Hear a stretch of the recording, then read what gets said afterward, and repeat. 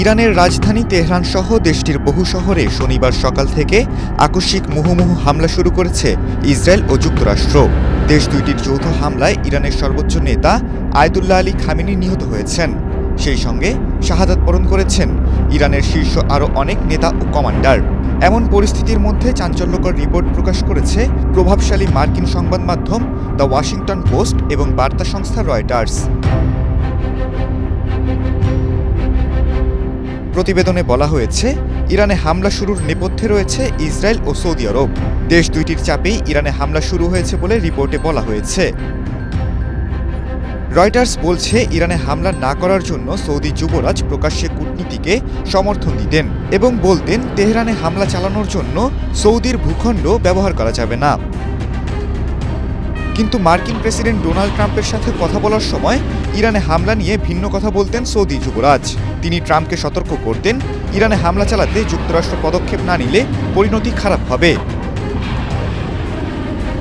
দুইটি সূত্র রয়টার্সকে জানিয়েছে, ইরানে হামলা শুরুর কিছুক্ষণ আগে খামেনি নিরাপদ একটি স্থানে তার দুই সিনিয়র উপদেষ্টা আলী লারিজানি এবং আলী শামখানির সঙ্গে বৈঠক করছিলেন। এরপরেই সেখানে অতর্কিত হামলা চালায় ইসরায়েল যুক্তরাষ্ট্র।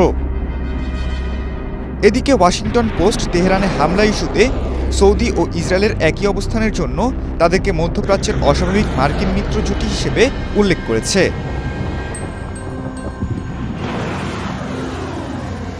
রিপোর্টে বলেছে, দেশ দুইটির এই যৌথ প্রচেষ্টা ট্রাম্পকে ইরানের সর্বোচ্চ নেতা খামেনিকে ক্ষমতা থেকে উৎখাতের জন্য অভিযান চালাতে উদ্বুদ্ধ করেছে।